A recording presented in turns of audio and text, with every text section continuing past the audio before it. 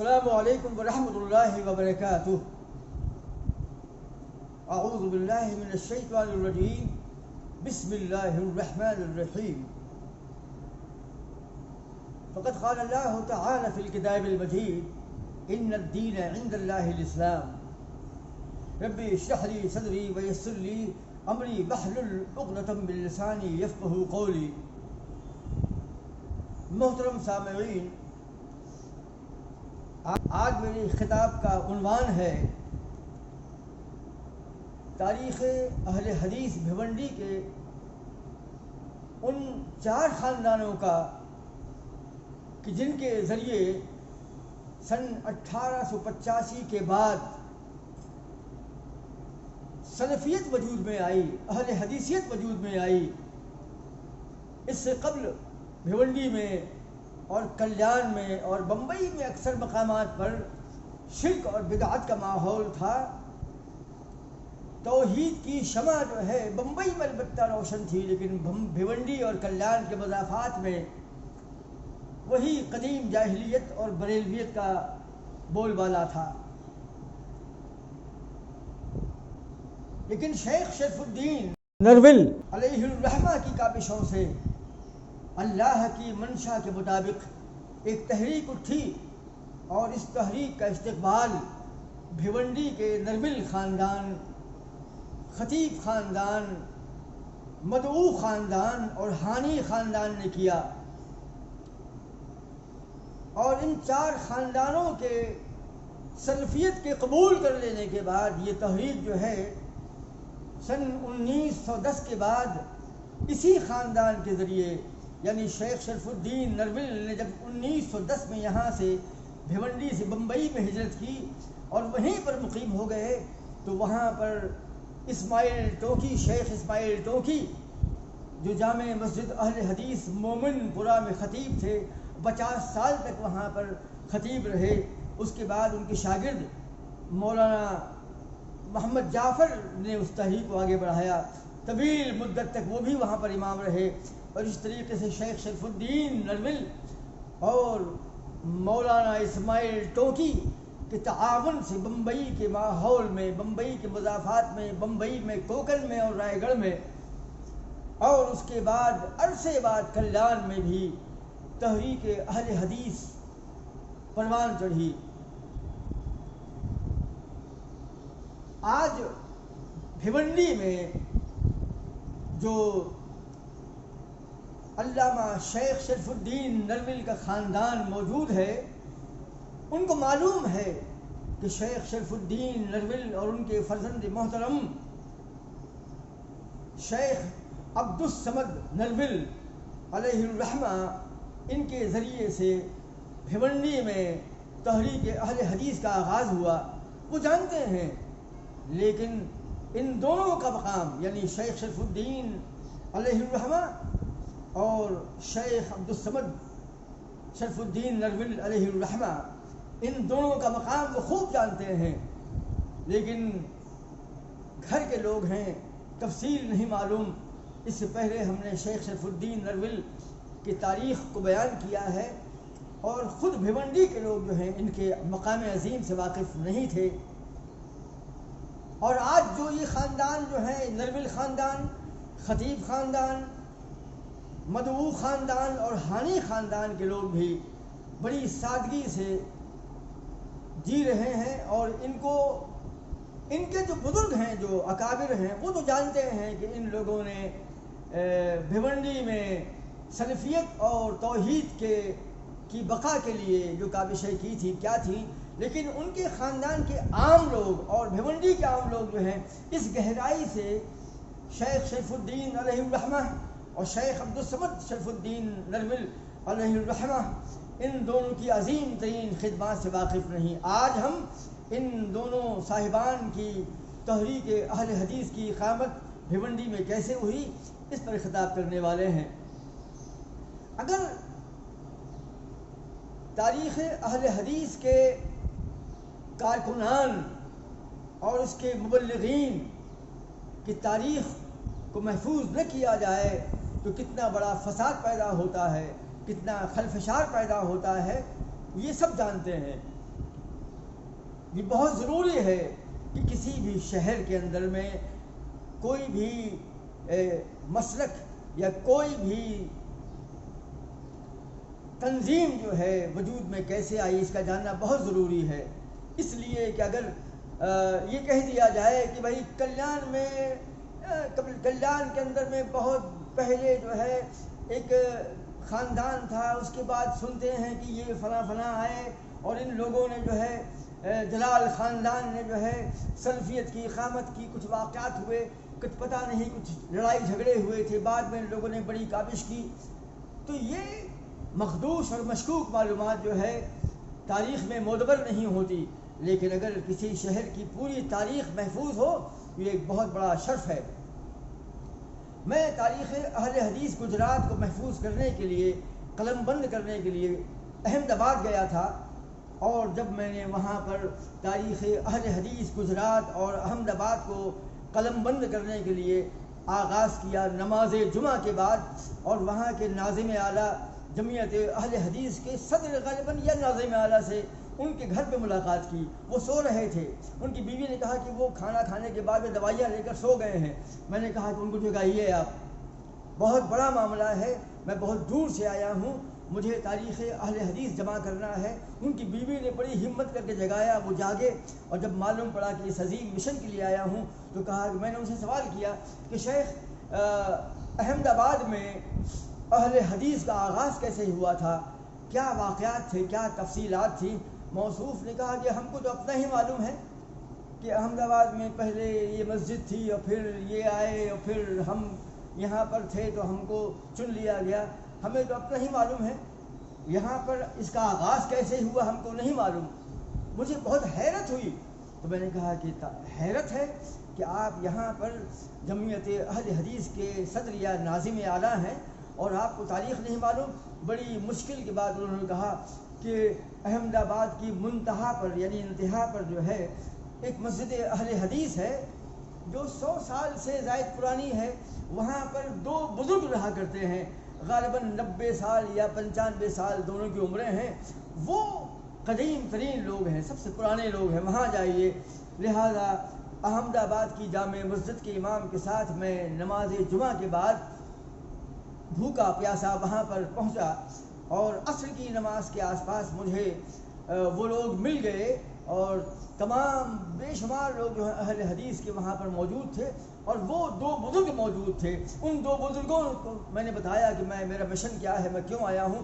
ان لوگوں نے جو ہے 100 سال پہلے کی تاریخ سے آغاز کیا، بتایا کہ کس طریقے سے راجستھان کے راجا نے وہاں پر جب مفلوک الحالی اور غربت اور افلاس نے جب حملہ کیا راجستھان، تو وہاں کے راجا نے کہا عوام سے کہ میں تمہاری کفالت کرنے کے لائق نہ رہا، لہذا جن لوگوں کو یہاں سے ہجرت کرنا ہے وہ جا سکتا ہے آس پاس کے علاقوں میں۔ لہذا وہاں سے جو لوگ ہجرت کر کے، کچھ لوگ اجین چلے گئے، کچھ لوگ جو ہیں احمد آباد میں آئے، ایک فلاں صاحب احمد آباد میں آئے، تو میں نے فوراً کہا کہ اور اجین میں ان کے بھائی گئے تھے، اور جب میں نے نام لیا ان کا تو وہ ڈوب گئے حیرت میں کہ آپ کو کیسے معلوم ہے؟ میں نے کہا کہ بھائی میں اجین گیا تھا اور وہاں پر یہ تاریخ مجھے بیان کی گئی تھی، تو میں نے کہا کہ اجین میں جو صاحب گئے تھے ان کے سگے بھائی یہاں پر آئے تھے اور انہوں نے اس مسجد کا قیام کیا۔ اس کے بعد ان بزرگوں نے تفصیل کے ساتھ 7 یا 8 پیجز میں جو ہے تاریخ قلم بند کروائی، اور میں عصر کی نماز کے بعد مغرب سے پہلے جب لوٹ کر کے آیا اور احمد آباد کے ناظم اعلیٰ کو یہ تفصیل بتلائی تو وہ ڈوب گئے حیرت میں، اور کہا کہ عبدالقدوس صاحب یہ بہت ہی عظیم الشان کام انجام دے رہے ہیں، ہم یہاں کے مقامی ہیں اور ہمیں خبر نہیں کہ یہاں پر سلفیت کا آغاز کیسے ہوا، تاریخ اہل حدیث کا آغاز کیسے ہوا، اولین اہل حدیث کون تھے، کہاں سے آئے تھے، اور آپ نے 1 یا 2 گھنٹے کے اندر میں یہاں کے لوگوں سے مل کر تاریخ اہل حدیث کو جمع کر دیا اور ہم کو آگاہ کیا۔ اللہ آپ کو خیر و برکت دے، اللہ آپ کو آپ کے مشن میں کامیاب کرے۔ یہ واقعہ میں نے اس لیے بیان کیا کہ تاریخ اہل حدیث کو قلم بند کرنا مورخین کا بہت ہی ضروری منصوبہ ہونا چاہیے، انہیں تمام علاقوں کی تاریخ اہل حدیث کو جمع کرنا چاہیے، بلکہ تمام تنظیموں کو، تمام لوگوں کو اپنی تاریخ کو محفوظ کرنا چاہیے۔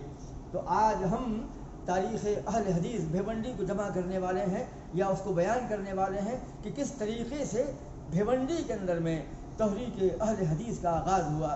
اس کے بعد شرک اور بدعت کا خاتمہ ہوا، توحید کی اقامت ہوئی اور دین کا بول بالا ہوا، دین کی نشر و اشاعت ہوئی. تو بھیونڈی میں اس کا آغاز ہوتا ہے علامہ شیخ شرف الدین علیہ الرحمہ برضوان سے. ڈاکٹر محدث خطیب کا خاندان جو ہے، آج جو ڈاکٹر محدث خطیب ہیں، محمد علی خطیب ہیں اور جناب ظفر اللہ خطیب ہیں، یہ لوگ جو ہیں، ان کا خاندان جو ہے یہ اس کا اولین مدعو تھا. یعنی شیخ شرف الدین کی جو عظیم تحریک شروع ہوئی تھی، اس تحریک کا استقبال سب سے پہلے خطیب خاندان نے کیا. تو ڈاکٹر محدث خطیب جو ہیں وہ بیٹے ہیں عبد الاحد صاحب، حکیم عبد الاحد خطیب کے، اور وہ بیٹے ہیں حکیم محمد یوسف کے، اور وہ بیٹے ہیں حکیم علی خطیب آزاد کے. اس طریقے سے شجرہ یوں ہوا کہ ڈاکٹر محدث خطیب بن حکیم عبد الاحد خطیب بن حکیم محمد یوسف خطیب بن حکیم علی خطیب آزاد.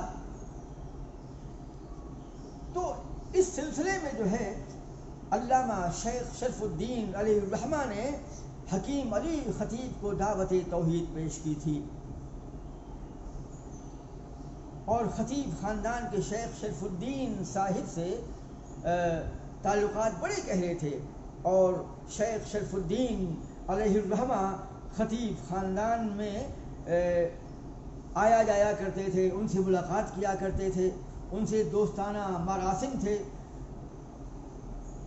اور بعدہ یہ دوستی جو ہے رشتہ داری میں تبدیل ہو گئی. عبداللہ حانی نے حکیم علی خطیب کو دیکھا ہے. میرے راوی جو ہیں، ان تمام تفصیلات کے راوی اور تاریخ اہل حدیث بھیونڈی کی بہت سی تفصیلات کے راوی عبداللہ حانی صاحب ہیں. تو عبداللہ حانی کے گھر پر بیٹھ کر کے میں نے اس کو قلم بند کیا، پہلے بھی 5 سال پہلے بھی اور آج سے چند دنوں پہلے بھی. تو عبداللہ حانی صاحب نے حکیم علی خطیب کو دیکھا تھا اپنے ایام طفولیت میں، جبکہ وہ بالکل بچے تھے.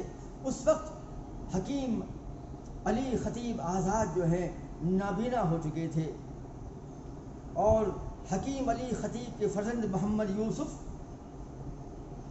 اور عبد الاحد اور یہ پورا خاندان جو ہے یہ سلفیت کی دعوت کو قبول کر چکا تھا. عبداللہ حانی کے تعلقات والد محدث خطیب جناب عبد الاحد سے تھے، اور یہ عبداللہ حانی صاحب جو ہے فرماتے ہیں کہ ان کو زندگی میں تقریباً 4 بار یرقان کا مرض ہوا. تو ان کے والد عبد الحمید حانی نے عبداللہ حانی کو یہ مشورہ دیا کہ وہ عبد الاحد حانی سے علاج کروائیں. لہذا عبداللہ حانی نے عبد الاحد خطیب صاحب کو سے گزارش کی کہ مجھے یرقان ہو گیا ہے اور یہ بار بار ہوتا ہے. عبد الاحد حانی صاحب نے جو ہے ان کا علاج کیا. عبداللہ حانی کہتے ہیں کہ اس کے بعد مجھے زندگی میں کبھی یرقان نہیں ہوا، جبکہ یہ یرقان کئی بار ہوا اور بڑے بڑے حکیموں نے اس کا علاج کیا. تو عبداللہ حانی کو یہ شرف حاصل ہے کہ انہوں نے اس بزرگ سے ملاقات کی ہے جو شیخ شرف الدین علیہ الرحمہ کے اولین مخاطب تھے، یعنی حکیم عبد علی خطیب آزاد. ان کو دیکھا ہے اور یہ بہت بڑا شرف تھا، اور خطیب خاندان سے عبداللہ حانی کے تعلقات تھے. شیخ شرف الدین خطیب کی دختر یعنی بیٹی جو ہے صدیقہ کی کابشوں سے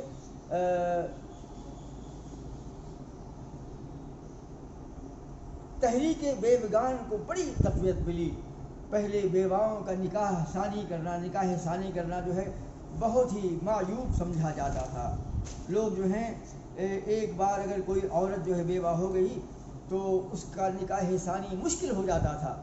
لیکن شیخ شرف الدین کی بیٹی صدیقہ کی کابشوں سے تحریک بیوگان کو بڑی تقویت ملی، جس کے نتیجے میں حافظ علی بہادر خان جو مجاہد تحریک آزادی ہند کے ایک ممبر تھے، ان کا نکاح حکیم علی خطیب کی بیوہ بیٹی سے ہوا، جن کے پہلے سے 2 بچے تھے، ایک فصیح فرید اور دوسری بلقیس بیٹی تھی۔ علی بہادر خان دوست تھے محمد حسین مدعو کے، اور محمد حسین مدعو کی شادی حکیم علی خطیب کی بیٹی بلقیس سے ہوئی تھی۔ علی خطیب کے بھائی یہ چچا زاد جناب مصطفیٰ خطیب نے ملکہ وکٹوریہ کو خط لکھ کر گزارش کی تھی کہ تھانہ بھیونڈی کی کھاڑی پر جو ایک برج بنایا جائے، کیونکہ لوگوں کو کھاڑی کراس کرنے میں بڑی تکلیف ہوتی ہے۔ اس کی تکمیل ہوئی اور ملکہ وکٹوریہ نے تھانہ بھیونڈی کی کھاڑی پر یہ عظیم پل بنوا دیا جو آج بھی موجود ہے۔ یہ ایک عظیم الشان کارنامہ تھا۔ خود جناب ظفر اللہ خطیب نے مجھ سے یہ روایت کو بیان کیا۔ سن 1947 کے بعد شیخ عبدالصمد نرول بھیونڈی آئے تو 3.5 سال تک جو ہے دارالقیمہ کا وجود عمل میں نہیں آیا تھا، یعنی یہ مسجد نہیں بنی تھی، اور شیخ عبدالصمد نرول علیہ الرحمہ جو ہے جامع مسجد اہل حدیث میں نماز ادا کرنے کے لیے جایا کرتے تھے، اور چونکہ ایک عظیم الشان عالم تھے، ایک عظیم الشان عالم دین تھے اور بے پناہ محترم تھے، لہذا نمازیں وہی پڑھایا کرتے تھے 5 وقتہ۔ جب کبھی وہ جاتے وہاں نماز پڑھنے کے لیے، جب کبھی کیا بلکہ 5 جگانہ نماز یہی پڑھایا کرتے تھے۔ تو جب کبھی یہ جاتے تو امام یہی بنا کرتے تھے۔ فجر کی نماز میں موصوف بڑی لمبی نماز پڑھایا کرتے تھے۔ تو وہاں کے شیخ امیر الدین ہانی نے اعتراض کیا کہ اے عبدالصمد نرول، تم اتنی لمبی نماز پڑھاتے ہو، یہ سنت کے خلاف ہے، اس لیے کہ نماز میں بزرگ ہوتے ہیں، بچے ہوتے ہیں، عورتیں ہوتی ہیں، کمزور لوگ ہوتے ہیں، بیمار لوگ ہوتے ہیں، اتنی لمبی نماز نہیں پڑھانا چاہیے۔ اور امیر الدین ہانی کی تلقین سے شیخ عبدالصمد نرول نے نمازوں کو چھوٹا کرنا شروع کر دیا۔ یہ امیر الدین ہانی وہی تھے کہ صدیقہ اور عائشہ، شیخ شرف الدین کی بیوی عائشہ کی کابشوں سے جو جماعت بھیونڈی میں وجود میں آئی تھی، اس میں 3 لوگ بڑے اہم تھے، 3 خاندان بڑے اہم تھے۔ اس میں ایک تو محمد حسین مدعو، اور دوسرے ان کے بڑے بھائی اکبر مدعو اور امین الدین ہانی۔ یہ 3 عظیم الشان لوگ جو ہیں ان کی دعوت کے مخاطب تھے، لہذا ان تینوں نے جو ہے حضرت شیخ شرف الدین علیہ الرحمہ کی بیٹی عائشہ کی تحریک پر لبیک کہا، اور شیخ شرف الدین علیہ الرحمہ کی تحریک پر لبیک کہا، اور انہی تینوں کے ذریعے سے بھیونڈی میں تحریک سلفیت کو بڑی تقویت حاصل ہوئی۔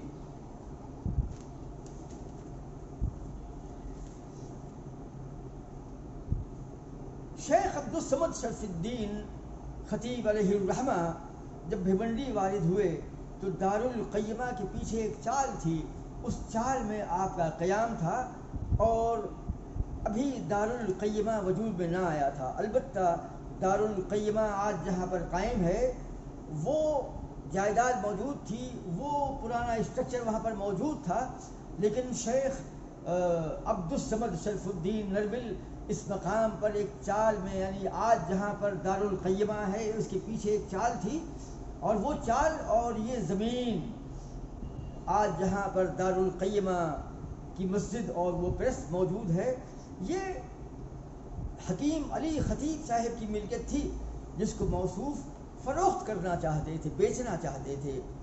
حکیم علی خطیب کی بیٹی نے والد محترم یعنی حکیم علی خطیب سے خریدنے کی درخواست کی، لہذا یہ زمین انہوں نے خرید کر اپنی بیٹی احمدی کو یوں ہی دے دی، یعنی بطور تحفہ پیش کر دی۔ یہ احمدی جناب نظام الدین فقی کی بیٹی تھی، اور ان کا نکاح شیخ عبدالصمد نرول سے ہوا، اور اس طریقے سے یہ ملکیت موصوف کو مفت ہاتھ آ گئی، اور انہوں نے یہاں پر دارالقیمہ کی مسجد کی تعمیر کی اور وہ پریس قائم کیا، اور یہ دارالقیمہ بھیونڈی میں ایک عظیم ترین ادارہ بن گیا، اور اہل حدیثیت و سلفیت اور توحید کی اقامت کا ایک واحد ادارہ بن کر رہ گیا ماشاءاللہ۔ اس کے بعد شیخ عبدالصمد نرول علیہ الرحمہ جو ہے اس چال سے منتقل ہو کر کے دارالقیمہ کے سامنے ایک مکان میں منتقل ہو گئے اور دارالقیمہ وجود میں آیا۔ آج جہاں پر بلڈنگ ہے اور نرول خاندان جہاں پر رہا کرتا ہے، اس مقام پر عبدالصمد نرول جو ہے منتقل ہو گئے۔ تو میں نے آپ سے کہا کہ محمد علی خطیب یعنی خطیب خاندان جو ہے شیخ علامہ شرف الدین نرول کا اولین مخاطب تھا۔ تو آج جو لوگ خطیب خاندان میں موجود ہیں، ان میں محمد علی خطیب اور ان کے بھائی ظفر اللہ خطیب، یہ محمد امین خطیب کے بیٹے ہیں، اور محمد امین خطیب جو ہیں وہ بیٹے ہیں حکیم علی خطیب کے۔ ظفر اللہ خطیب نے مجھ سے بیان کیا تھا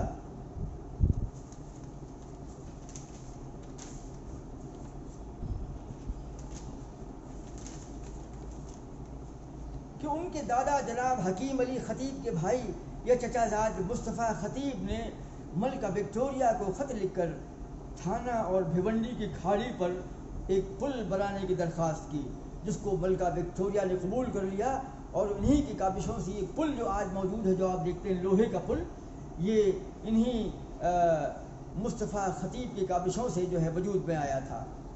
جناب ظفر اللہ خطیب نے کھاڑی پار کے ایک علاقے میں ایک مدرسہ جامعۃ التوحید بنایا تھا۔ اس دور میں ظفر اللہ خطیب سے ملا کرتا تھا اور اس مدرسے میں جا کر اس کا معائنہ کیا کرتا تھا، بلکہ تاریخ اہل حدیث لکھنے کے دوران میں جناب ظفر اللہ خطیب سے ملا، اور ملنے کے بعد میں اس مدرسے کا معائنہ کیا اور ان کے ساتھ ساتھ لوٹ کر کے جامع مسجد اہل حدیث میں آیا اور وہاں پر نماز عصر غالباً ادا کی، اور اس کے بعد ظفر اللہ خطیب نے جو ہے اپنے خاندان کی تاریخ کو مجھ سے زبانی بیان کیا۔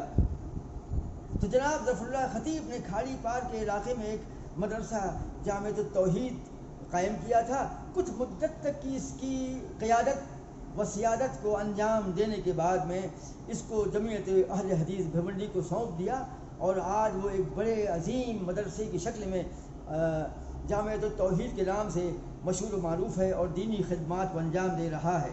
اس کی لمبی تاریخ ہے، آنے والے ویسے اس کے پہلے میں نے تاریخ جمعیت اہل حدیث میں اس کو کچھ بیان کر دیا ہے، مستقبل میں اگر الگ ویڈیو بنا تو تفصیل پیش کریں گے انشاءاللہ۔ عیدگاہ روڈ پر ایک مسجد تقیہ امانی شاہ کے نام سے موجود ہے، جس کو 200 سال قبل صوفی امانی شاہ نے بنایا تھا۔ یہاں عرس ہوا کرتا تھا، شرک اور بدعت کے کام انجام دیے جایا کرتے تھے۔ مسجد سے متصل امانی شاہ کا مزار ہے۔ سن 2000 میں محمد علی خطیب نے اس مسجد کی ذمہ داری کو اختیار کیا اور اس مسجد کو شرعی تقاضوں کے مطابق چلانا چاہا۔ پہلے یہ مسجد ہے بریلوی شافعیوں کے ہاتھ میں تھی، بریلوی شوافی کے ہاتھ زیر انتظام تھی۔ جب خطیب خاندان نے اس کو زیر انتظام لیا تو اہل شرک بدعت نے واویلا مچایا۔ اس وقت ان لوگوں نے بڑی حکمت اور مصلحت کے ساتھ اس معاملے کو ہینڈل کیا، ورنہ ایک فتنہ عظیم برپا ہونے والا تھا۔ اس دور میں ان سے ملا کرتا تھا، اور جب یہ واقعات ہو چکے تو خود محمد علی خطیب نے اور جناب ظفر اللہ خطیب نے ان تفصیلات کو بیان کیا کہ یہاں پر جب ہم نے اس مسجد کو اپنے ذمے لے لیا تو یہاں پر اور چاہا کہ یہ عرس اور یہ شرک بدعت کے امور یہاں انجام نہ دیے جائیں، تو لوگوں نے مل کر کے بہت ہنگامہ پیدا کرنا چاہا، لیکن ہم لوگوں نے بڑے صبر اور ضبط کے ساتھ جو ہے معاملے کو ہینڈل کیا۔ اور آج اس ٹرسٹ میں ڈاکٹر محدث خطیب، محمد علی خطیب اور جناب ظفر اللہ خطیب اور مسلم اور دیگر 7 لوگ شامل ہیں جو تقیہ امانی شاہ کے مقامی ٹرسٹیان میں سے ہیں، اور یہ لوگ چونکہ مقامی کوکنی ہیں اور صاحبان حیثیت اور صاحبان وقار ہیں، لہذا اہل شرک و بدعت جو ہے ان کا کچھ بگاڑ نہ پائے۔ صوفی امانی شاہ نے اس مسجد کو تعمیر کروایا تھا، اور یہاں پر بیرونی لوگ آیا کرتے تھے، عرب طلبہ یہاں پر آ کر مقیم ہوا کرتے تھے، مدرسے میں تعلیم حاصل کیا کرتے تھے، اور یہاں پر حاجت مندوں کے لیے مفت کھانے کا انتظام تھا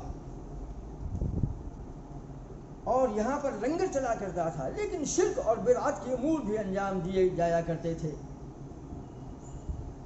جس کو خطیب خاندان نے، ان خطیب برادران نے جو ہے ختم کیا۔ اس صوفی کے گھر سے ایک بکسہ دستیاب ہوا، اس بکس میں ایک کتاب موجود تھی، وہ کتاب جو ہے جناب شیخ عبدالصمد شرف الدین نرول کے پاس موجود تھی۔ اس کے راوی جو ہیں امجد خان اور مزمل قاضی تھے۔ جب میں بھیونڈی میں آیا اور میں بھی یہاں پر کام کرنے میں مصروف ہو گیا، تحریک اہل حدیث کی اقامت کی کاوشوں میں جب میں مصروف ہوا، تو مزمل قاضی اور جناب امجد خان ان دونوں کے ساتھ رہ کر کے میں نے یہاں کچھ کام کیا، تو ان دونوں نے اس روایت کو بیان کیا کہ اس بکس سے نکلنے والی کتاب جو ہے وہ آج شیخ عبدالصمد شرف الدین نرول کے پاس موجود ہے۔ جناب ظفر اللہ خطیب نے شیخ وسیع الدین عمری کی دینی خدمات کے دور میں، جس وقت جناب وسیع الدین عمری بھیونڈی میں باطل سے برسر پیکار تھے اور بھیونڈی میں جمعیت اہل حدیث کی اقامت، جمعیت کے نہیں بلکہ اہل حدیث کی اقامت کے لیے کاوشیں کر رہے تھے، تو وہ اسی مسجد میں امام تھے، یعنی دارالقیمہ کی مسجد میں جناب وسیع الدین عمری امام ہوا کرتے تھے، اور میں جناب ظفر اللہ خطیب سے ملنے جایا کرتا تھا۔ تو وسیع الدین عمری بورڈ پر جو ہے حدیثیں لکھتے تھے اور رد شرک اور رد بدعت پر مشتمل مضامین لکھا کرتے تھے، اور وہاں کے مقامی بریلوی اور صاحبان شرک بدعت جو ہیں ان پر اعتراض کیا کرتے تھے، ان کو جان سے مارنے کی دھمکی دیا کرتے تھے، انہیں پریشان کیا کرتے تھے، پولیس میں کمپلینٹ کیا کرتے تھے۔ ایک لمبی تاریخ ہے جو ہم شیخ وسیع الدین عمری اور ان کی دینی خدمات کے ضمن میں جو ویڈیو بنائیں گے وہاں تفصیل سے بیان کریں گے۔ تو شیخ وسیع الدین عمری کی دینی سرگرمیوں میں جناب ظفر اللہ خطیب نے بہت تعاون کیا، ان کی کتابوں کی اشاعت کروانے میں اور ان کی اس سرگرمی میں ان کا تعاون کیا، اور میں بھی اس دور میں جناب ظفر اللہ خطیب سے ملا کرتا تھا، اور یہ ظفر اللہ صاحب جو ہیں میرا بہت جو ہے تعاون کیا کرتے تھے۔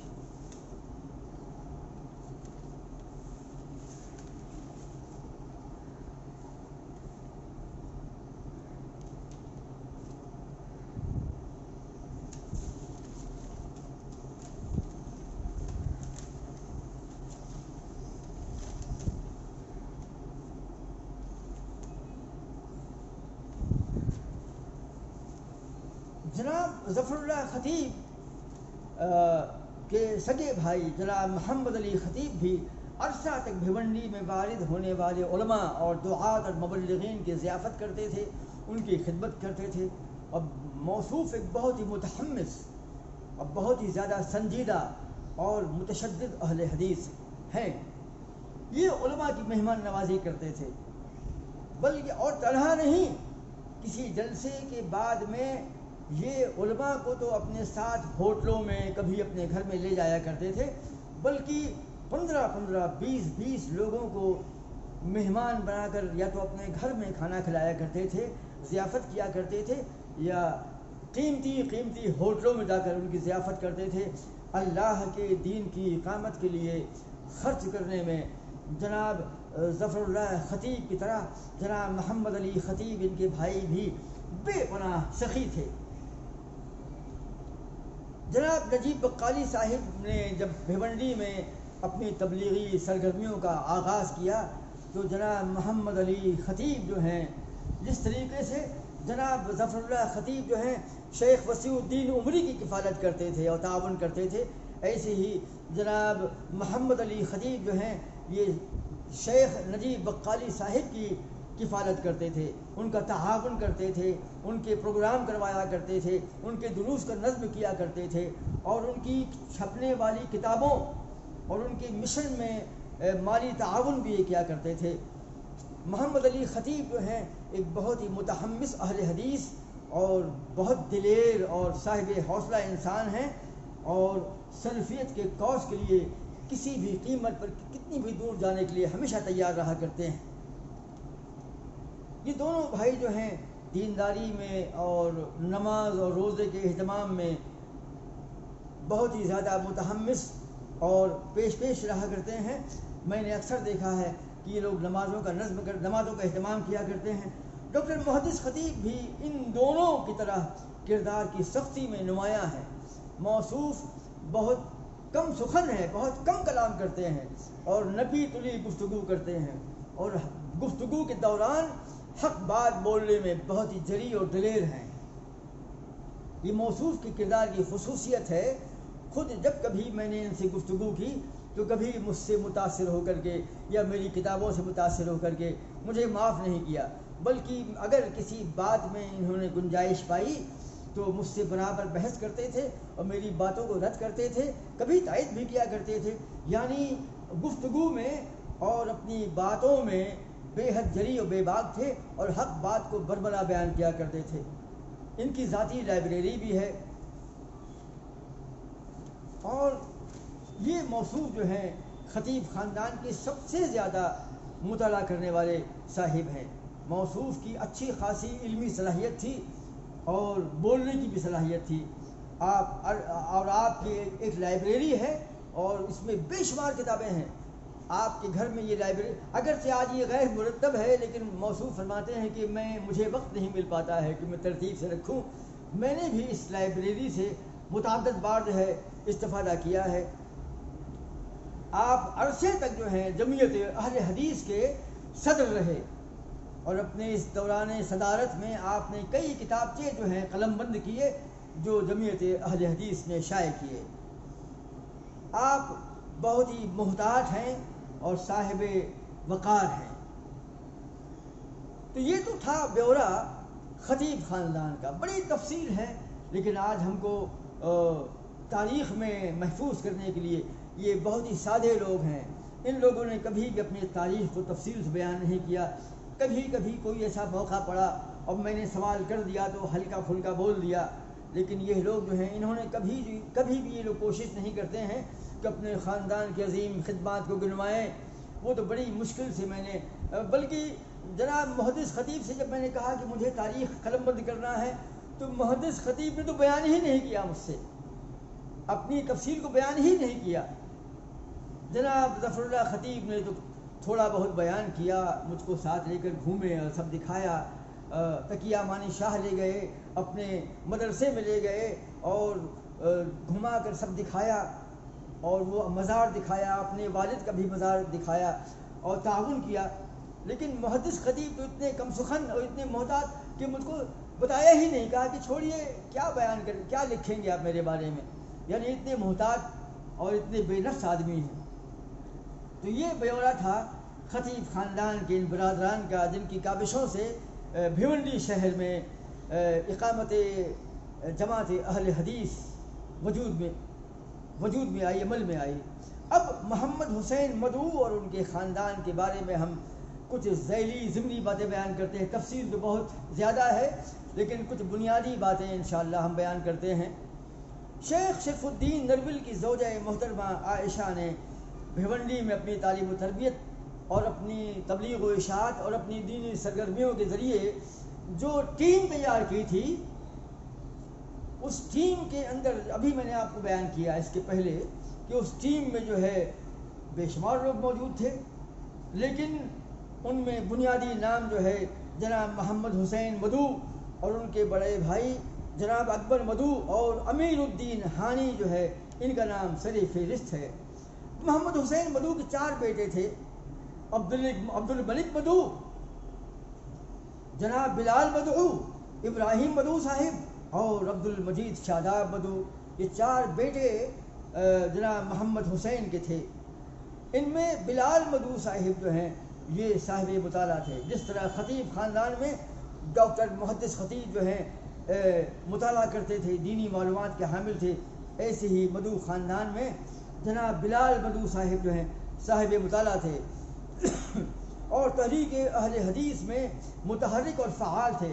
آپ شیخ علامہ مختار احمد ندوی کے مصاحبین میں تھے اور بمبئی میں رہ کر انہوں نے شیخ مختار احمد ندوی کے ساتھ رہ کر بمبئی میں اقامت اہل حدیث میں بہت ہی کارہائے نمایاں انجام دیے، اور بھیونڈی میں بھی میں ان سے ملا کرتا تھا اور موصوف مجھ پر بڑی نوازش کرتے تھے، اور جب کبھی مجھ سے ملتے تو مجھ سے کہا کرتے عبدالودود صاحب اگلی کتاب کون سی آپ کی شائع ہونے والی ہے؟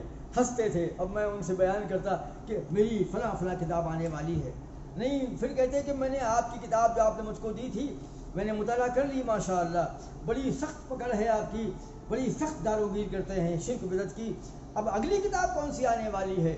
میری ہمت افزائی کیا کرتے تھے جناب بلال بدو صاحب۔ اور کلیان میں اہل حدیث کی مسجد، جب کلیان میں جب تاریخ اہل حدیث مرتب ہو رہی تھی اور جلال خاندان جو ہے قدیم مسجد اہل حدیث کوٹ باہر کی اس کو توڑ کر نئی مسجد کی اقامت کرنا چاہتا تھا، تو اس وقت ہم سب لوگ جو ہیں بمبئی گئے تھے، تو وہاں پر مختار احمد ندوی صاحب سے اور جناب بلال مدو صاحب سے ملے، مرسلین جلال صاحب اور ذلون جلال صاحب، فیاض ڈون صاحب اور جناب انیس ڈون صاحب، اور غالباً ساتھ میں بھی تھا، ہم لوگ بمبئی گئے تھے اور وہاں پر ان سے ملے تو بلال مدو صاحب موجود تھے، اور انہوں نے جو ہے کچھ بنیادی باتیں بتائیں کہ اقامت اہل حدیث کے لیے کیا اسٹیپس ہیں، کیسے آپ کو آگے بڑھنا ہے۔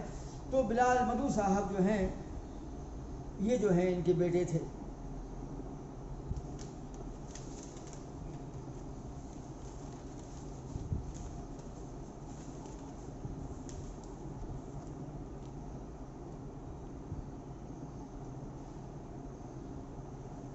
اور ابراہیم مدو صاحب یہ ایک سیاسی آدمی تھے جو خطیب خاندان کے داماد تھے، میں نے ایک دو بار ان کو دیکھا ہے۔ ابراہیم مدو صاحب سے میری ملاقات، غالباً یہ ایڈوکیٹ تھے واللہ عالم بالصواب، لیکن یہ ایک سیاسی آدمی تھے اور یہ مدو خطیب خاندان کے داماد تھے۔ اور عبد الملک مدو صاحب کلیان میں رہا کرتے تھے، پارسی گلی میں۔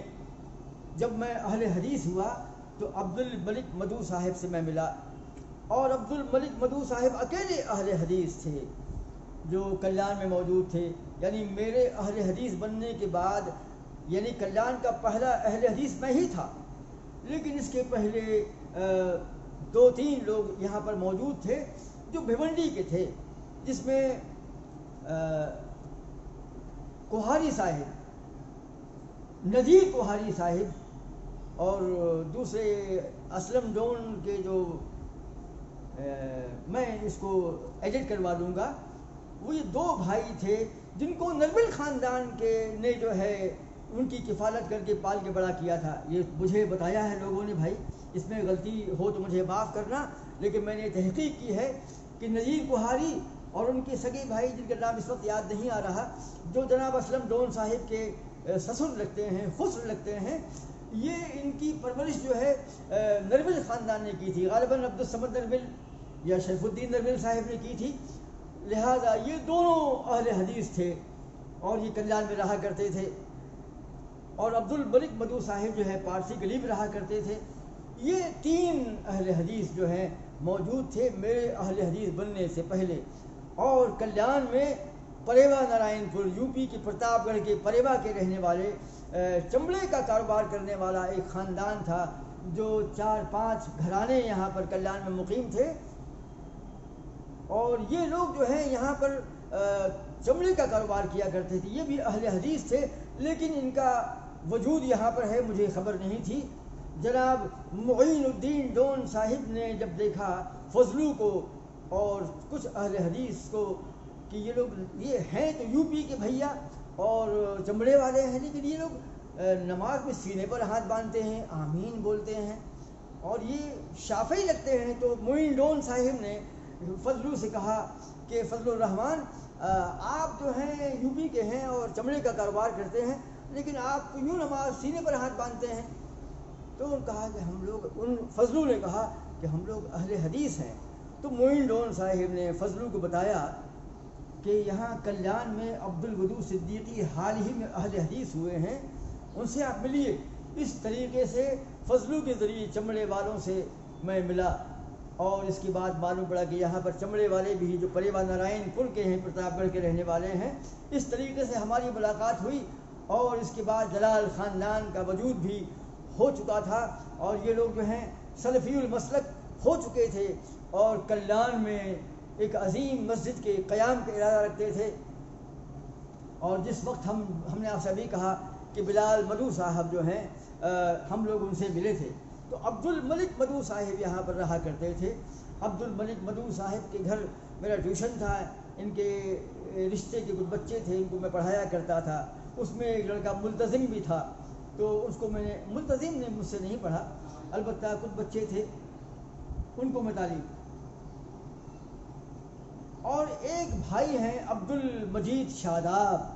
عبد المجید شاداب جو ہیں یہ چوتھے بھائی ہیں. محمد حسین مدو کے 4 بیٹے ہیں، جو بیٹے تھے، ایک تو بلال مدو، عبد الملک مدو، ابراہیم مدو اور عبد المجید شاداب مدو. تو عبد المجید شاداب جو ہیں یہ بہت اچھی اردو بولنے والے. یہ خاندان جو ہے ایک بہت ہی بڑا خاندان تھا جو شیخ شرف الدین علیہ الرحمہ کا جو ہے اولین مخاطب تھا. میری کتاب چھپی تھی کمپیوٹر اور معجزۂ قرآن، جو صفوان کوہاری صاحب جو بدلہ پور کے ہیں، انہوں نے القرآن دا الٹیمیٹ میریکل کتاب اس کو دی، اس کا ترجمہ کیا. اور جناب عطا اللہ صاحب نے جو جمعیت اہل حدیث بھیونڈی کے اس وقت صدر تھے، وہ کتاب چھاپنے کے لیے اندیا ظاہر کر دیا کہ ہم آپ کو تعاون کریں گے. تو عبد المجید شاداب نے میری اس کتاب کی کتابت کی تھی. جی ہاں، اس کو اپنے ہاتھوں سے لکھا تھا اور یہ کتاب آپ بڑے اچھے خوش خط لکھا کرتے تھے. تو ان کے گھر میرا آنا جانا تھا اور ان کی 2 بچیوں کو بھی تاریخ کے کچھ اسباق میں نے پڑھائے تھے. محمد حسین مدو کی شادی حکیم علی خطیب کی بیٹی بلقیس سے ہوئی تھی. موصوف مجاہد تحریک آزادی ہند علی بہادر خان کے رفقا میں سے، دوستوں میں سے تھے. اکبر مدو کے بڑے بھائی تھے اور اکبر مدو کی زمین پر آج اقصی گرلز اسکول جو ہے وہ قائم ہے.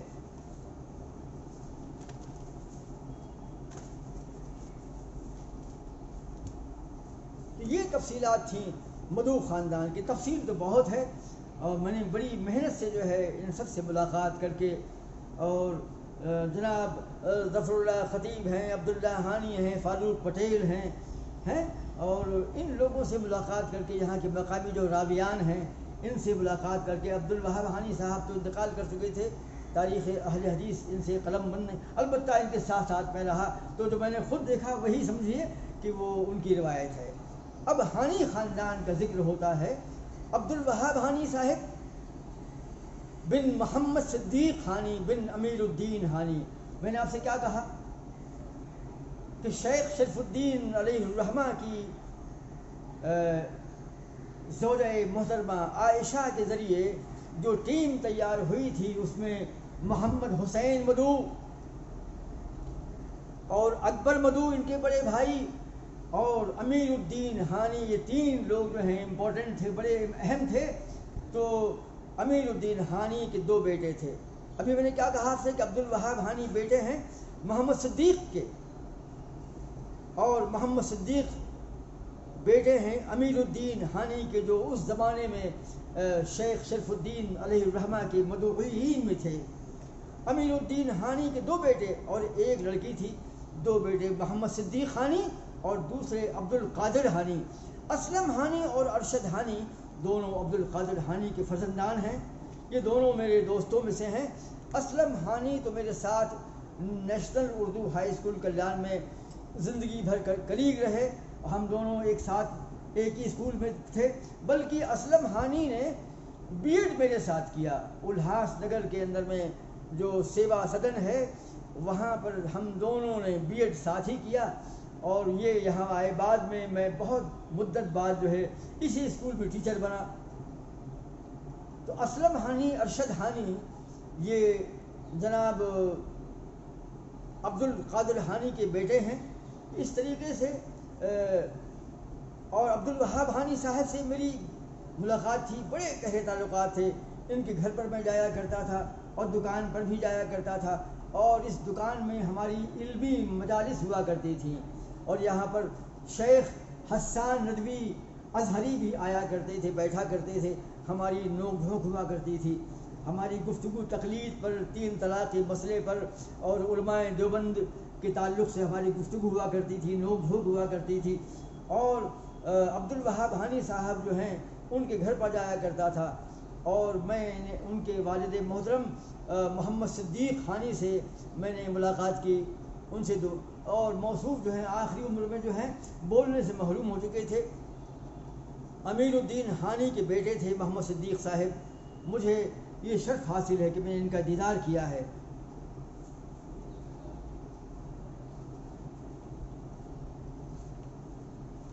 عبدالوہاب حانی صاحب جو ہیں ایک بہت ہی آفاقی اور ہماگیر شخصیت تھی۔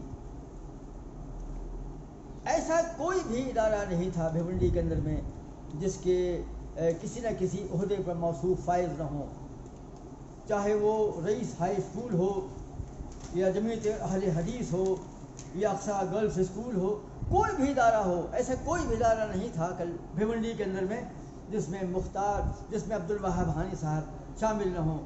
آپ کا مطالعہ بڑا وسیع تھا، حانی خاندان میں آپ کا مطالعہ بڑا وسیع تھا، اور آپ صاحب قلم بھی تھے اور غالباً شاعری بھی کیا کرتے تھے، اور مجھ سے ہمیشہ جو ہے ظرافت سے پیش آتے تھے اور میری کتابوں کی، میری تعریف کردہ کتابوں کی قدر کیا کرتے تھے۔ اور جناب جو ہیں پٹیل محلہ کی مسجد اہل حدیث میں جو ہے خطبہ دیا کرتے تھے، اور ان خطبات کو یہ لکھا کرتے تھے، تیاری کیا کرتے تھے، اور غالباً انہوں نے ان خطبات کو جمع کیا تھا چھپانے کے لیے، ایسا یاد آتا ہے مجھ کو، اور میں ان خطبات کو دیکھا کرتا تھا۔ تو عبدالوہاب حانی صاحب جو ہیں یہ تاریخ اہل حدیث کی مرکزی اور کلیدی اور بنیادی شخصیات میں سے ایک تھے، موصوف اپنے زمانے میں پوری جمعیت اہل حدیث پر چھائے ہوئے تھے۔ جناب عبدالحمید صاحب کو بھرپور تعاون کیا کرتے تھے۔ غالباً اس دور میں عبدالحمید صاحب جو ہیں صدر نہیں بنے تھے، غالباً ناظم اعلیٰ کے عہدے پر رہے ہوں گے، وہ ہم بعد میں دیکھیں گے انشاءاللہ۔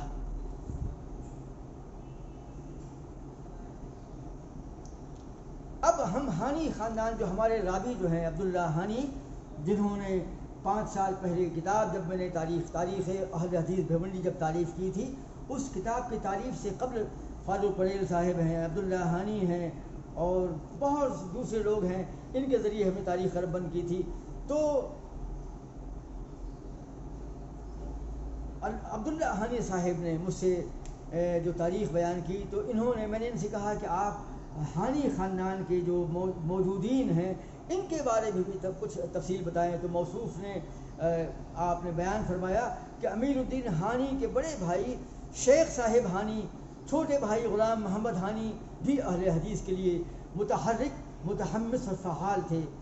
غلام محمد حانی کے فرزندان عبدالحمید حانی، عبدالرشید حانی، عبدالرحمن حانی اور ایک بیٹی رقیہ تھی، اور عبدالحمید حانی کے فرزندوں میں عبداللہ حانی جو راوی ہیں ہمارے، جو تمام تفصیلات لکھوانے والے ہیں، عبدالجبار حانی، عبدالواحد حانی، 2 بیٹیاں، ایک مرحومہ ہو چکی ہیں، انتقال کر چکی ہیں، اور دوسری کلیان میں کرنالے خاندان میں بیاہی گئیں، نام خیر النساء تھا۔ حکیم علی خطیب کی ایک لڑکی کی شادی معین الدین فقی سے ہوئی۔ یہ بڑی اہم تاریخ ہے یہ حصہ جو ہے، کیونکہ نجم الدین فقی صاحب جو ہیں اور سکندر فقی، یہ خاندان بھی بھیونڈی کے عظیم ترین سلفی اور تاریخی اداروں کا بانی ہے، اور تعلیمی اداروں کی اقامت میں نجم الدین صاحب جو ہیں بے حد پیش تھے۔ تو حکیم علی خطیب کی ایک لڑکی، یعنی حکیم علی خطیب وہی جن کو شیخ شرف الدین علی الرحمٰ نے دعوت پیش کی تھی، اور ان کی بیوی عائشہ کے ذریعے جو ٹیم تیار ہوئی تھی۔ تو حکیم علی خطیب کے ایک لڑکی کی شادی معین الدین فقی سے ہوئی، اور معین الدین فقی صاحب کے فرزند اس میں اکبر فقی، دوسرے نواب فقی، تیسرے سکندر فقی، چوتھے نجم الدین فقی اور پانچویں عبد الرحمن فقی، یہ سب کے سب انتقال کر چکے ہیں رحم اللہ اجمعین۔ نجم الدین فقی تو بھیونڈی کے تقریباً تمام اہل حدیث اداروں کے اندر میں کسی نہ کسی کلیدی اور بنیادی عہدوں پر فائز تھے۔ صلاح الدین ایوبی میں میرا تقرر جو ہے پرنسپل کے عہدے پر موصوف نہیں کیا، موصوف رکشے میں بیٹھ کر کلیان میں آئے اور مجھ کو ڈھونڈتے پھرتے تھے کہ عبد الودود صدیقی کہاں ہیں۔ کئی لوگوں نے کہا کہ نجم الدین فقی صاحب ایک بڑی شخصیت آپ کو ڈھونڈ رہی ہے۔ جب مجھے معلوم پڑا تو میں ان سے ملا اور موصوف نے کہا کہ بھائی صلاح الدین ایوبی اسکول کے لیے پرنسپل کے عہدے پر فائز کرنے کے لیے ہمیں کوئی نہ کوئی ٹیچر مطلوب ہے۔ میں ان سے ملا اور وہاں پر صلاح الدین ایوبی اسکول میں اس عہدے پر فائز ہوا۔ تو جناب نجم الدین فقی صاحب کے ذریعے سے یہ کام جو ہے ممکن ہو پایا، اور ڈاکٹر محمود حسن صاحب بھی اس میں شامل تھے جنہوں نے کاوش کی تھی۔ موصوف اکثر جو ہے مجھے اپنے گھر بلایا کرتے تھے اور دینی امور میں اور کتابوں کی اشاعت میں میرا تعاون کیا کرتے تھے۔ میں موصوف کے گھر بھی جایا کرتا تھا اور ان کے بیٹے بھی مجھ سے واقف تھے، اور موصوف نے مجھ کو اپنے اداروں کی سیر بھی کروائی تھی اور رئیس اسکول لے گئے، اور جہاں جہاں پر یہ اپنی دینی خدمات انجام دیا کرتے تھے ان اداروں کو دکھوایا۔ تو یہ خاندان جو ہے ہانی خاندان تھا اور یہ فقی خاندان تھا۔ اور بھی لوگ جو ہیں آج جو موجودین جو ہیں جس میں بویر خاندان ہے، یہ خاندان بھی جو ہیں یہ تمام اہل حدیث کے ذمہ داروں میں سے ہیں۔